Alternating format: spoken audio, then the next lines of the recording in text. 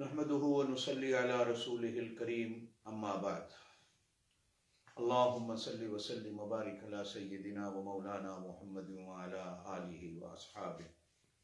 کروڑوں درود و سلام بلکہ لا تعداد درود و سلام اللہ کے پاک نبی حضرت محمد رسول اللہ صلی اللہ علیہ وسلم کی ذات اقدس پر.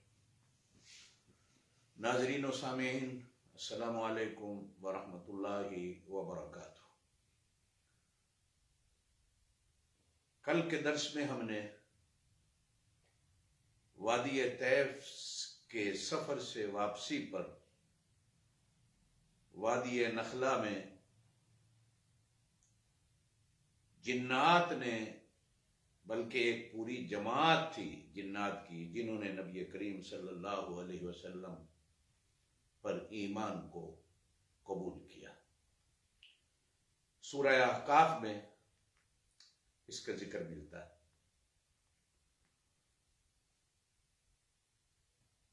دو تین بار جنات کی جماعت کی حاضری آپ صلی اللہ علیہ وسلم کے پاس ہوئی اور انہوں نے ایمان کو قبول کیا. سورہ جن کا نزول بعض مفسرین نے لکھا ہے یہ الگ واقعہ ہے، اور وادی نخلا میں ایمان لانے والے جنات کی جماعت کا الگ قصہ ہے. اور ایک تیسرا واقعہ بھی ملتا ہے سورہ رحمان کے نزول کے بعد نبی کریم علیہ السلام کا، کہ جنات کا قرآن کو سن کر حاضر ہونا اور ایمان کو قبول کرنا. ایک اور واقعہ بھی ملتا ہے جو صرف حضرت عبداللہ بن مسعود رضی اللہ تعالی نبی پاک صلی اللہ علیہ وسلم کے ساتھ تھے. بہرحال وادی نخلا میں جنات کی جماعت نے ایمان قبول کیا. انہی میں سے ایک واقعہ ملتا ہے کہ جب آپ صلی اللہ علیہ وسلم غزوہ تبوک کے لیے تشریف لے گئے تو راستے میں ایک جگہ پر ایک بہت بڑا اژدہا صحابہ کرام کے سامنے کھڑا ہوا. جناب نبی کریم علیہ السلام کی سواری جب تشریف لائی تو وہ اژدہا اسی طرح کھڑا رہا اور نبی پاک صلی اللہ علیہ وسلم کی آنکھوں میں آنکھیں ڈال کر دیکھتا رہا، اور پھر وہ گویا ہوا کہ میں وادی نخلا میں ایمان قبول کرنے والی جنات کی جماعت میں سے ایک جن ہوں. اور اس نے نبی پاک صلی اللہ علیہ وسلم پر درود و سلام پڑھا اور صحابہ کرام کو بھی اس نے سلام کہا، اور نبی پاک صلی اللہ علیہ وسلم نے جن کا سلام صحابہ کرام کو عطا فرمایا، اور صحابہ کرام نے بھی آپ صلی اللہ علیہ وسلم کی زبان سے سلام کا سن کر اس کا جواب دیا. وادی نخلا سے نبی پاک صلی اللہ علیہ وسلم فارغ ہو کر مکہ کی طرف تشریف لائے تو جبل نور کے قریب پڑاؤ ڈالا اور سرداران قریش سے امان طلب کی کہ کوئی ہے جو مجھے اپنی پناہ میں قبول کر لے تاکہ میں مکے میں بغیر کسی نقصان کے داخل ہو جاؤں. تو قریش مکہ کے سامنے کون کھڑا ہو جو نبی پاک صلی اللہ علیہ وسلم کو امان دے؟ تو ایک سردار نبی پاک صلی اللہ علیہ وسلم کی آواز پر لبیک کہتا ہوا، سردار مطعم بن عدی، اس نے نبی کریم صلی اللہ علیہ وسلم کو پناہ کا اعلان کیا. وہ خود بھی اور اس کے بیٹے بھی ہتھیاروں سے لیس ہو کر نبی پاک صلی اللہ علیہ وسلم کو جبل نور سے مکہ لائے اور کعبے کے دروازے پر اس کے بیٹے اسلحہ کے سمیت کھڑے ہوئے اور اعلان کیا گیا کہ یہ ہماری پناہ میں ہیں، کوئی آدمی ان کو نقصان نہیں دے سکتا. اور خود وہ کعبے میں آپ صلی اللہ علیہ وسلم کے ساتھ داخل ہوا. نبی پاک صلی اللہ علیہ وسلم نے حجر اسود کو چوم کر بیت اللہ کا طواف کیا، 2 گانا نفل ادا کی، اور پھر انہی کے اسلحے اور تلواروں کے سائے میں جناب نبی کریم علیہ السلام اپنے گھر کی طرف تشریف لے گئے.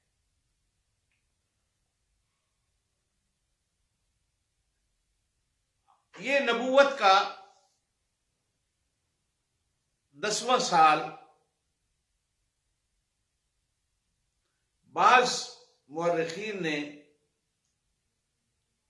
حضرت خدیجہ کے انتقال کے بعد نبی پاک صلی اللہ علیہ وسلم کا اولاد کی طرف سے بالخصوص پریشان ہونا، بیٹیاں ہیں،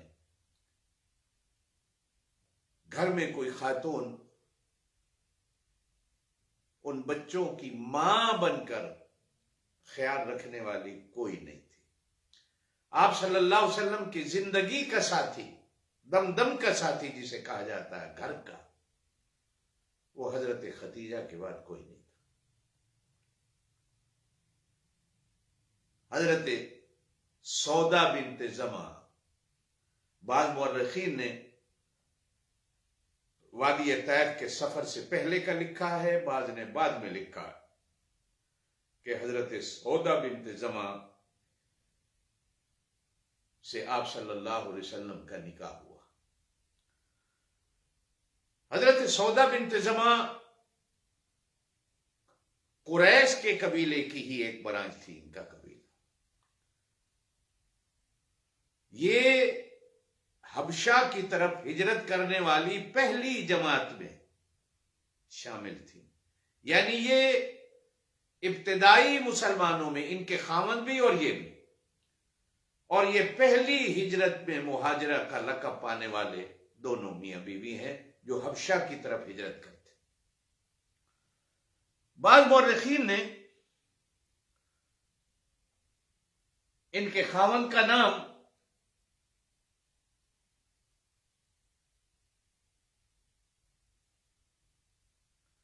سکران بن عمرو تحریر کیا ہے، اور بعض نے صخرہ بن عمرو. شخص ایک ہی ہے، ناموں میں مغالطہ ہے. یہ بھی حبشہ کی طرف ہجرت کرنے والے حضرت سودا بنت زمع کے شوہر ساتھ تھے. حبشہ ہی میں ان کے شوہر کا انتقال ہو گیا. بعض مورخین نے لکھا ہے کہ اپنی شادی شدہ زندگی میں ایک بار حضرت سودا نے خواب دیکھا کہ نبی پاک صلی اللہ علیہ وسلم میرے قریب سے گزرے اور میری گردن پر ہاتھ لگا کر گزر گئے. انہوں نے یہ خواب اپنے خامند کو سنا ہے، تو خامند نے تعبیر بتاتے ہوئے کہا کہ معلوم ہوتا ہے میرا انتقال ہوگا، اور میرے انتقال کے بعد تو نبی کریم صلی اللہ علیہ وسلم کے نکاح میں جائے گی، اور آپ صلی اللہ علیہ وسلم کی تو زوجہ محترمہ بنے گی. چنانچہ اس خواب کی تعبیر اللہ پاک نے یوں ظاہر فرمائی کہ نبی پاک صلی اللہ علیہ وسلم کی طرف سے سودا بنت زمع کے گھر نکاح کا پیغام دیا گیا. حضرت سودا بنت زمع کے والد نے صرف ایک شرط رکھی کہ وہ رشتہ خود مجھ سے مانگنے آئیں، بغیر اس کے کہ کسی پیغام لانے والی خاتون کو بھیجا جائے. چنانچہ نبی پاک صلی اللہ علیہ وسلم نے خود جا کر نکاح کا پیغام ان کے والد کو دیا، اور ان کے والد نے نبی پاک صلی اللہ علیہ وسلم کے اس پیغام کو قبول کر کے حضرت سودا بنت زمع نبی پاک صلی اللہ علیہ وسلم کی اہلیہ ام المومنین بن کر نبی پاک صلی اللہ علیہ وسلم کے گھر میں تشریف لاتی. اس کے بعد آپ صلی اللہ علیہ وسلم نے قرب و جوار کا سفر کیا یا نہیں کیا، لیکن اتنا ضرور ہے کہ اسلام کا پیغام مکے کے قرب و جوار میں پہنچا۔ بالخصوص وادی یمن میں اسی سال اسلام کا پیغام پہنچا، اور وہ اس طرح کہ عرب کے بہت بڑے شاعر ملک یمن کے رہنے والے حضرت طفیل بن عمر دوسی مکہ میں کسی غرض سے آئے تو سرداران قریش نے مکہ سے باہر نکل کر جا کر ان کا استقبال کیا، اور استقبال کرتے ہی ابو جہل نے کچھ روئی ان کے ہاتھ میں دی اور کہا کہ مکہ میں ایک نوجوان ہے ہمارا ہی، ایسی رس بھری جادو بھری باتیں کرتا ہے اور ایسا کلام پڑھتا ہے کہ جس کے کانوں میں اس کی آواز جاتی ہے تو ایسا رس گھول دیتی ہے کہ وہ اسی کا ہو جاتا ہے۔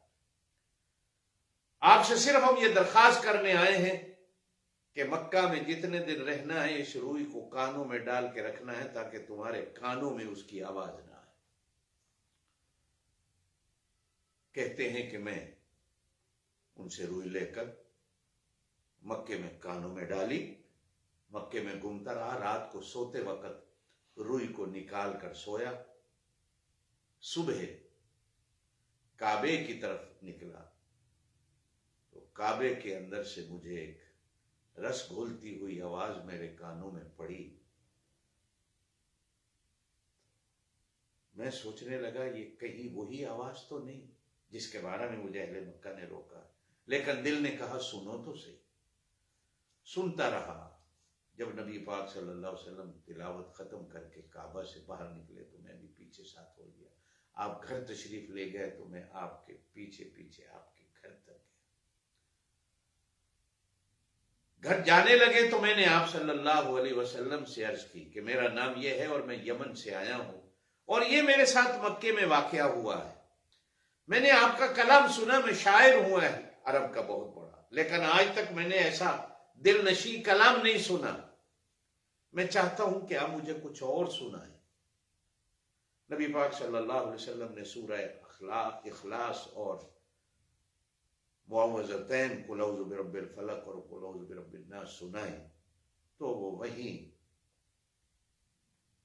قدموں میں ڈھیر ہو گیا اور کلمے کو قبول کرتے ہوئے مسلمان۔ اب جب جانے لگے ملک یمن تو نبی پاک صلی اللہ علیہ وسلم سے عرض کی کہ میں اپنے قبیلے کا سردار ہوں، میں چاہتا ہوں کہ میں جاؤں اور اپنے قبیلے کو ایمان کی دعوت دوں۔ آپ سے عرض کرتا ہوں کہ آپ مجھے کوئی نشانی دے دیں تاکہ میں اپنے قبیلے والوں کو جا کر وہ نشانی دکھاؤں اور میرے قبیلے والے آپ کی اس نشانی کو دیکھ کر میرے کہنے پر اسلام کو قبول کریں۔ تو نبی پاک صلی اللہ علیہ وسلم نے ان کو نشانی عطا فرمائی اور وہ خود فرماتے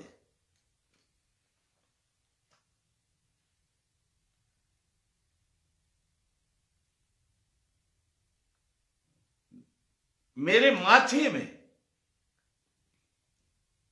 اللہ پاک نے ایک چراغ کی طرح کی روشنی پیدا کر دی اور حضور پاک صلی اللہ علیہ وسلم نے فرمایا جاؤ لے جاؤ، یہ نشانی ہے۔ میں نے تھوڑی دیر کے بعد عرض کیا کہ نہیں کوئی اور نشانی ہو، تو نبی پاک صلی اللہ علیہ وسلم نے ایسی دعا فرمائی کہ میرے ہاتھ میں جو لاٹھی تھی وہ لائٹ کی طرح چمکنے لگ گئی۔ میں اب اس چمکنے والی لاٹھی کو لے کر ملک یمن کا سفر کرتا ہوں اور رات کو اپنے گاؤں پہنچتا ہوں تو میرے ہاتھ کی لاٹھی لائٹ کی طرح چمک رہی تھی۔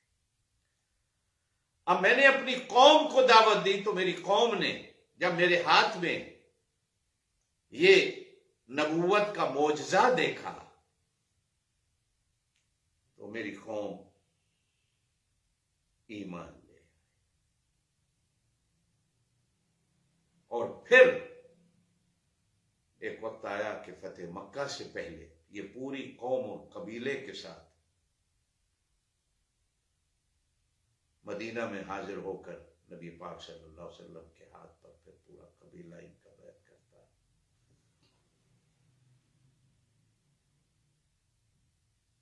اس کے بعد آگے کیا ہوا زندگی رہی تو انشاءاللہ تعالی کل۔ سبحان ربک رب العزت عما یصفون وسلام علی المرسلین والحمد للہ رب العالمین۔